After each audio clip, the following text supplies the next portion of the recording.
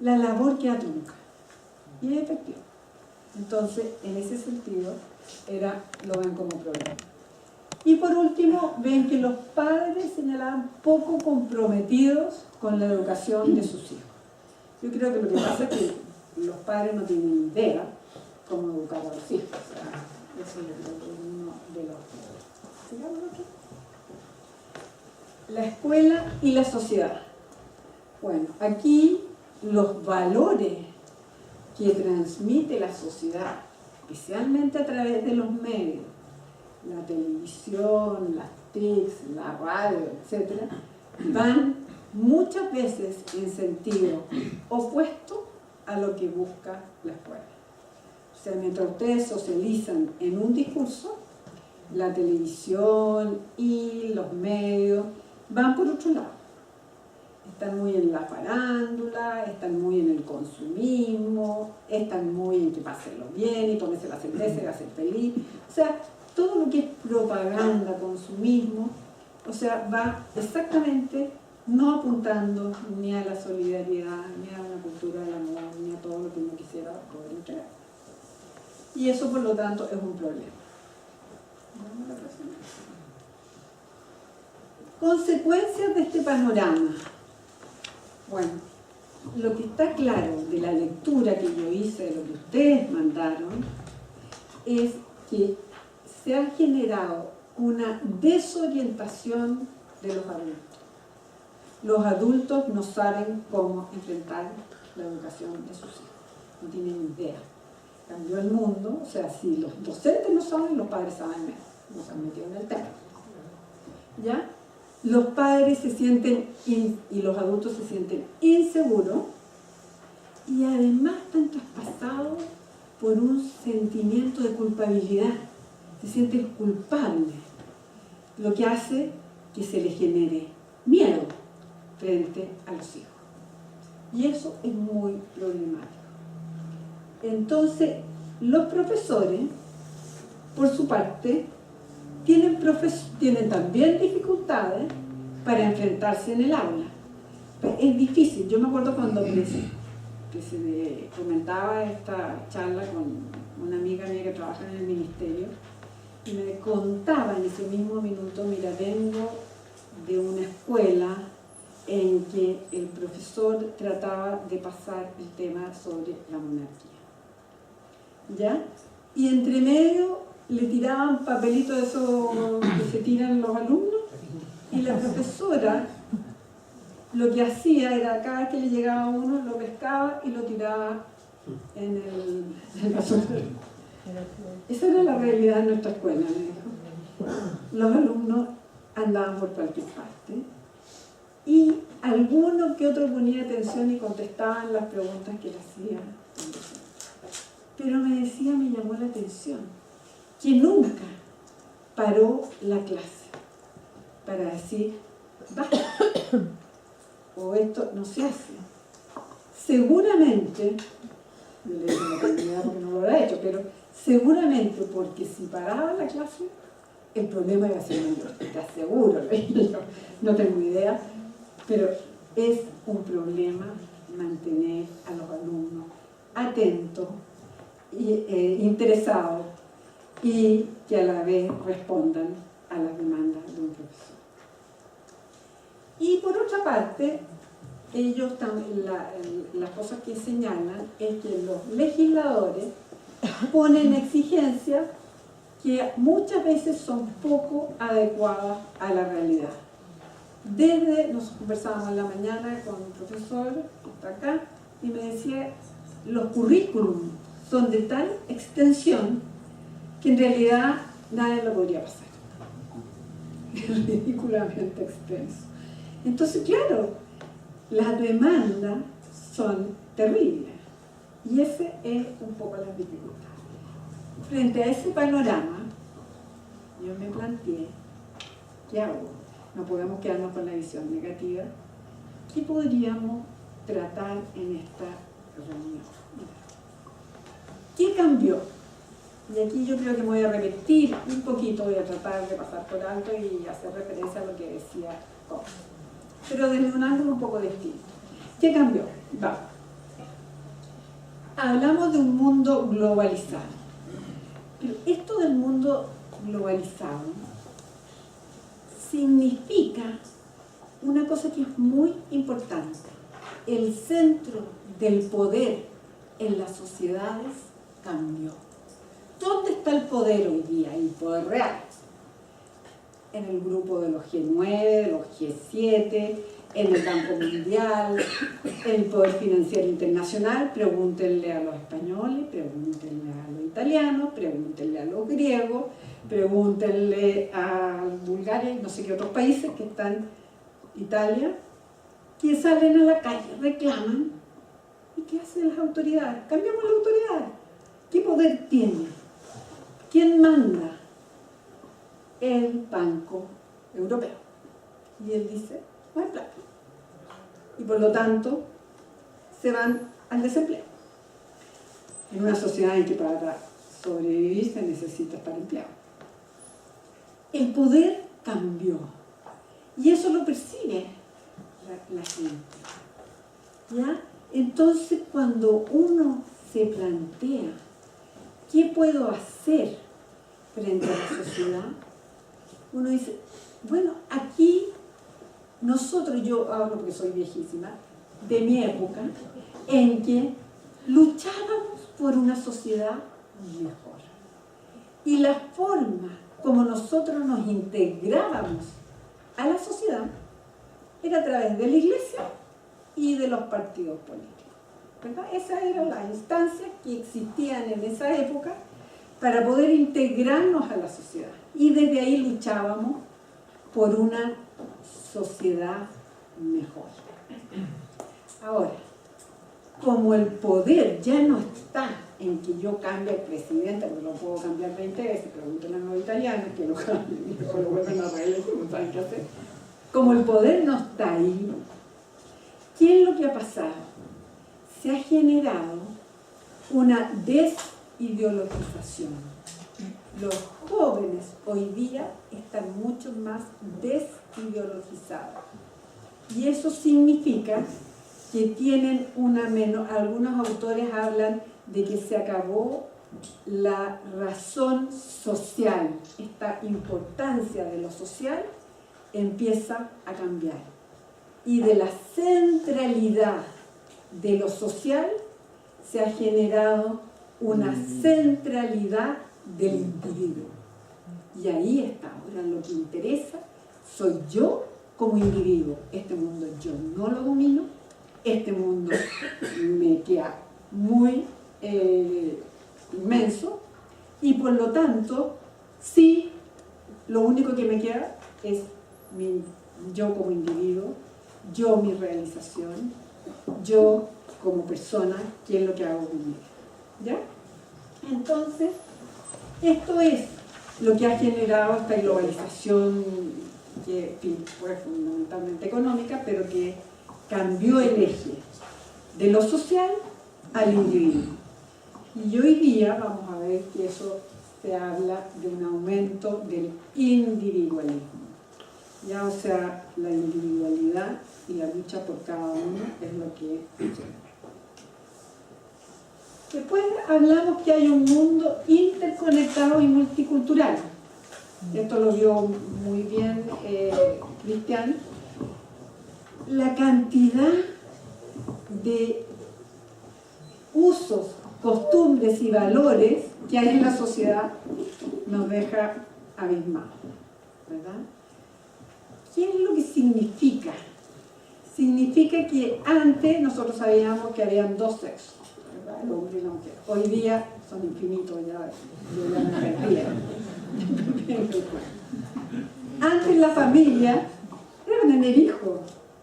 Hoy día nuestra juventud dice, voy a congelar los óvulos por si no me caso hasta muy vieja. O sea, impensable. Y otras que dicen, yo, hijo, no, yo no tendría hijo por nada. O sea, ya los valores, eso que nosotros estábamos acostumbrados, ahora van por cualquier lado. Entonces, obviamente, que nuestra juventud lo que está recibiendo son esta diversidad. Gente que dice que yo en realidad asumo todo lo que es el hinduismo o el yoga y no sé qué más. Y la meditación profunda en el monasterio. Y allá están pensando. Y se meten en internet y cómo es, O sea, es un mundo con una diversidad y una heterogeneidad muy, muy grande que hace que existan múltiples identidades. Los jóvenes se identifican. Algunos dicen, los autores hablan de tribus urbanas. Mira la palabra que le ponemos, tribus urbanas. O sea, algunos están vinculados a grupos de rock. Otros, la música es una de las cosas que aprenden. La música y el deporte y filosofía esotérica aprenden mucho en el joven, ¿ya? Entonces, cada uno tiene valores y descubre cosas nuevas. Y ese es el mundo de ellos. ¿Qué significa esto? Significa que para ellos la tolerancia es un elemento central, ¿ya? Y el pluralismo. Si todos podemos pensar distinto, si yo me puedo vincular con el grupo X que vive en Nueva York a través de internet y sentirme parte de este grupo o de la red no sé cuánto, eso hace que yo tengo que ser muy tolerante porque yo pienso de acuerdo a mi manera y los otros tienen derecho a pensar a su manera y tienen que buscar su propia vida. Entonces el pluralismo aparece como central. ¿Pasado?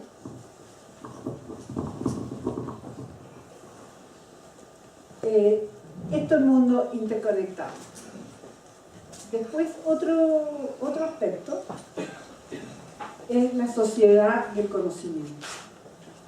Esto que también lo habló Cristian, y de la era digital. Dos cosas. Para nosotros en la universidad, esto que él hablaba de que el conocimiento aumentó, maravilloso,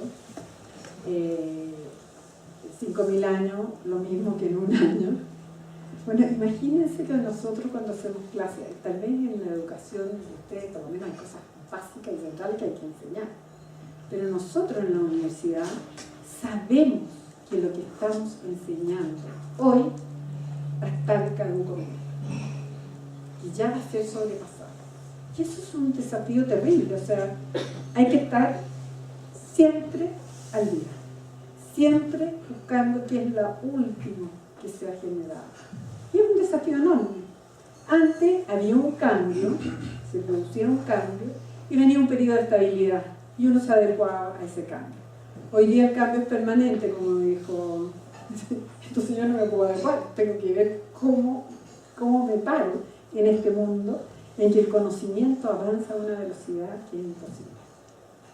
Yo creo, viendo lo que hace uno en la universidad, parte de la base diciéndolo a los alumnos, oye, esto que yo le estoy contando hoy día puede no ser válido mañana.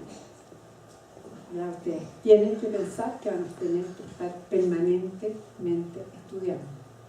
Y se habla entonces el día de educación continua, ¿verdad? Pero junto con eso tenemos que hoy el conocimiento está disponible para todos, más para los jóvenes que son más técnicos en esto de manejarse con la tecnología, pero si nosotros queremos también. Todo lo que los cabros quieren saber, todo lo que los jóvenes quieren saber, está disponible no a través de un sitio esotérico en Google. A través de Google ustedes llegan a cualquier parte. ¿Ya? No es tanta. Bueno, y ellos además se manejan en miles de sitios. Entonces, hay una cosa que el conocimiento ya no lo tenemos nosotros, los dos. Si alguien, y esto yo creo que es importante, quiere saber algo, en mi época, o tú tenías que recurrir a algún adulto. No había otra posibilidad, porque si me iba a buscar en una biblioteca, en los miles de libros, no iba a dar. Si yo quisiera saber cómo nacen las guaguas, que es la típica de los jóvenes, nosotros, ¿no? Me acuerdo patente que en mi época que estábamos con esa inquietud, Oye, en la revista Bea salió cómo nacen las guaguas. Partimos todos a comprar la revista Bea. ¿Quién sabe lo que diría la revista Bea? Pero eso había sido nuestra fuente de información, porque nadie se atrevía tampoco a preguntarle a la mamá, porque te contestaban que sabe. Entonces, no mira cómo acceder. Y lo que tenemos ahora, que los jóvenes no nos necesitan, ni a los papás, ni para saber, para el conocimiento, no necesitan a ningún adulto. Solitos se pueden meter y saber de todo, pero de todo. Entonces eso es un cambio que yo creo nos afecta en términos de nuestro rol. Si ya no somos tan necesarios, ¿qué hacemos? El otro es cambio en las relaciones sociales. O sea, antes uno tenía su grupo de amigas. Hoy día, estos cabros, estos jóvenes, me dicen a mí, tengo 1 millón que me sigue en internet, no sé dónde. Sí, me están siguiendo, qué sé yo. Porque ¿cómo se forman estas redes? Estas redes se forman en que yo tengo mi sitio en Facebook. Esta convida a todas mis amistades y cada una de sus amistades convida a sus amistades. Y esas amistades convidan a sus amistades. Y esas otras convidan a sus otras amistades, que pueden llegar hasta Vietnam, Hong Kong, China, cualquier parte. Entonces las redes, los contactos, las interacciones son muy distintas.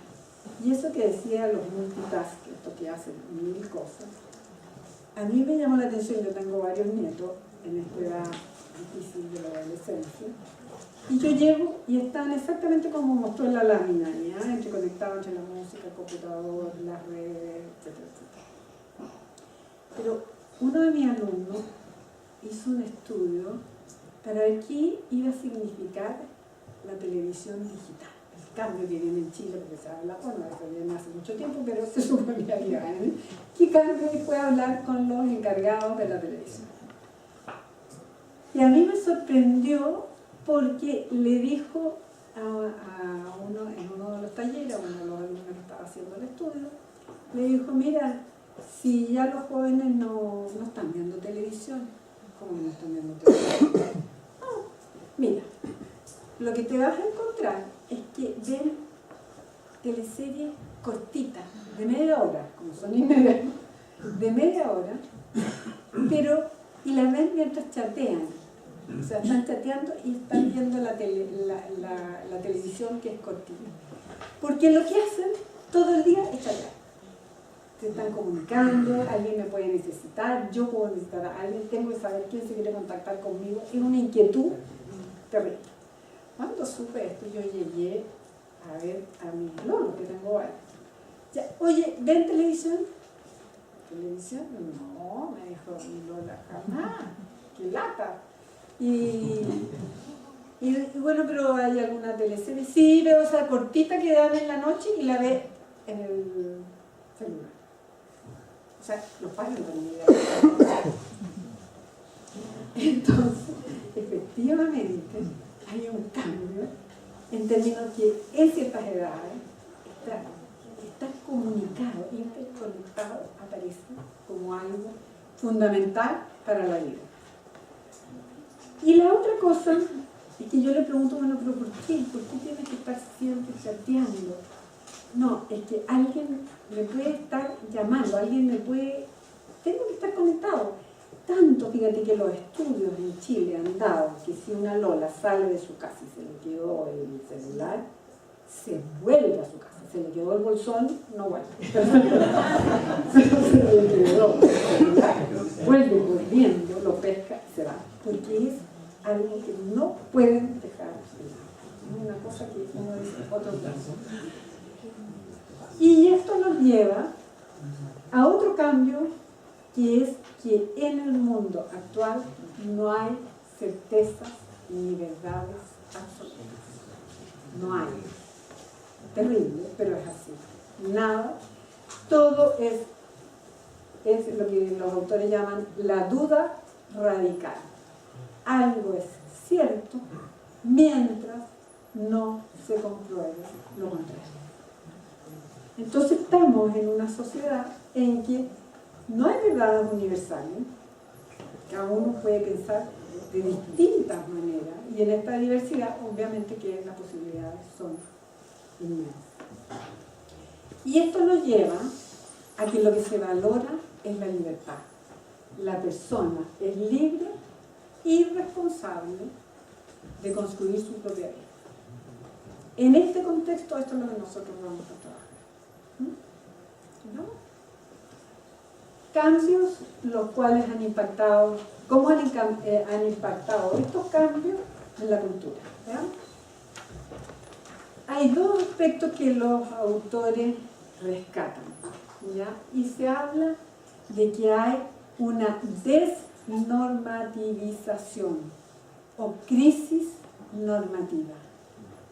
Crisis normativa y otro, un proceso de individualización. Yo creo que en alguna parte ustedes se lo deben haber tocado, esta idea de la importancia de la individualidad.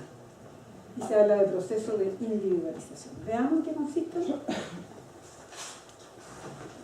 Por ejemplo, yo les voy a contar que cuando yo estudié sociología y todavía si yo pesco los libros que hasta hará unos 8 años atrás eran como los textos fundamentales de sociología, y uno buscaba la palabra cultura, y cultura en ese minuto era un conjunto de normas, valores y conductas que orientan y dan sentido de vida a los individuos. Esa era la definición sociológica de la cultura. Y habían, ¿cómo se transmitía la cultura? A través de un proceso que está muy estudiado ahora, proceso de socialización. Y el proceso de socialización, habían dos agencias centrales de socialización, que era la familia y la escuela. Yo creo que hoy día nada de esto, ¿verdad? Yo creo que nadie podría escribir un libro que dijera de que en nuestra sociedad hay un conjunto de normas, valores y conductas que orientan a la gente. Cada uno busca tiene sus propias normas, sus propios valores, sus propios principios, distintas conductas en todo nivel. Entonces yo creo que eso efectivamente ya no es así. La diversidad cultural, la heterogeneidad hace prácticamente imposible que exista una sola norma, conducta, valores que orienten la vida de toda la sociedad, o incluso de una clase, incluso dentro de esa clase, dentro de un colegio, porque la diversidad es infinita, o sea, por lo que acabamos de ver.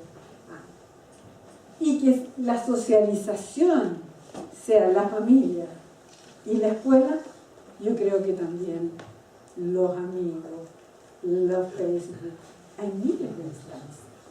Ya el carrete, que lo voy a ver un poquito más adelante, o sea, contacto con nosotros.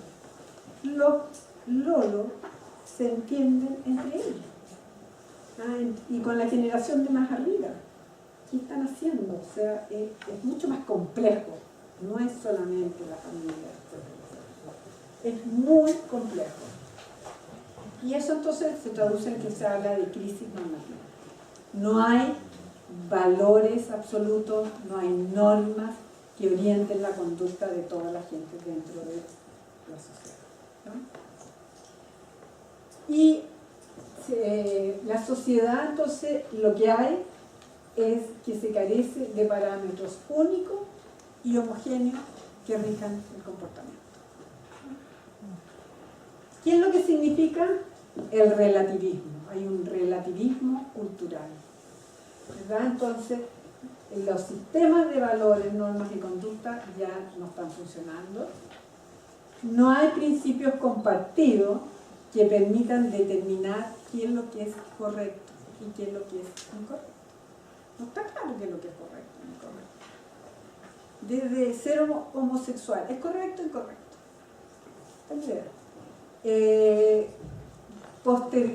La mastectomía que se hizo la Jolie, ¿verdad? ¿Está bien o está mal? Algunos dicen que está bien, otros está mal. Los dilemas que les planteó el propio Cox. Hacemos una escuela en que nos preocupamos de la esencia, de la humanidad, de la otra persona, o hacemos una escuela exigente. ¿Cómo? Y así le podemos dar un dilema. O sea, no tenemos claridad, no hay certeza. ¿Ya?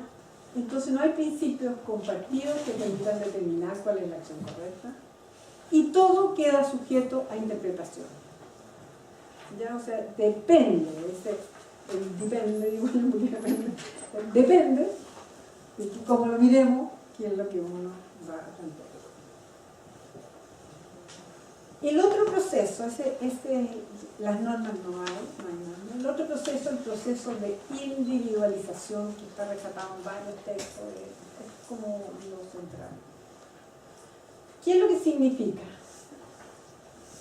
Lo que hace es que cada persona es responsable de su autorrealización personal.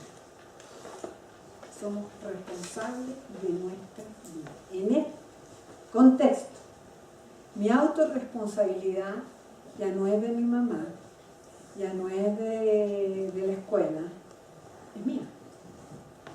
Yo soy el que tengo que discernir. Entonces, ¿cómo esa individualización, cómo se traduce? ¿Y cómo veo yo mi autorrealización? ¿De qué depende? Depende de mi experiencia, mis propias experiencias. Yo me baso mucho menos en la razón y mucho más en mi sentido, en qué me gusta, qué no me gusta, cuál es mi experiencia. Y la experiencia adquiere una posición fundamental. Cómo sea mi experiencia aparece como fundamental en términos de cómo yo construyo mi autorrealización personal. Y mis convicciones. ¿Qué es lo que yo creo que quiero hacer con mi vida? Entonces, cuando llega tu nieto y te dice que quieres ser futbolista, le dices tú, ¿cómo vas a ser futbolista? Sí, quiero ser futbolista. Ah, no, me cago. O sea, pero los cabros ahora tienen sus convicciones. ¿Tú crees que le importa lo que yo piense? ¿O lo que su mamá él quiere ser? Futbolista, que le encanta el fútbol. Bueno, vamos a ver qué pasa. El punto no es cumplir con la norma. Esto es bien importante, porque nuestra cultura, la mía, era el deber ser. Esa era mi cultura. ¿Qué es lo que hay que ser? Oye, tú debes ser una niñita educada, tú debes ser una persona solidaria, tú debes, y teníamos un deber ser. ¿Ya? Y si tú te salías de la norma, tú eres condenado. ¿Ya? Hoy día, el punto no es cumplir con una norma, sino con las metas personales y los propios sueños. Se les preguntó en una encuesta, esa que hablaba Cox, en que a las personas le preguntan ¿cómo te gustaría que te dieran el día de tu funeral o el día que te mueras? No sé, algo así como que te recordaran cuando tú ya no sé, entonces, como una persona, los adultos, como una persona que cumplí bien mi misión en la tierra, cumplí. A los jóvenes, como que desarrollé mi sueño. Logré vivir de acuerdo a mi sueño. Eso era. Y nosotros, mucho más, que lo hice como debería haberlo hecho. Para los jóvenes, por lo tanto, su vida es una decisión personal. Y yo creo que ahí no nos tenemos que perder. Es su responsabilidad. En este mundo, la alternativa es que uno sea responsable de su vida. Después, ¿qué es lo que prima? A los niños lo que le importa, a los jóvenes, es la felicidad. No cumplir con que ya voy a ser el mejor médico, no, ser feliz. Esto de la felicidad es algo que prima sobre los valores y las normas. Y esto hace que la felicidad se asocie a la realización personal. Y ahí yo creo que uno tiene un rol fundamental. ¿Ya? Y a partir de allí, de esta realización personal, cómo voy a realizar mi vida y cómo me voy a realizar como persona, va determinando los comportamientos que yo hago.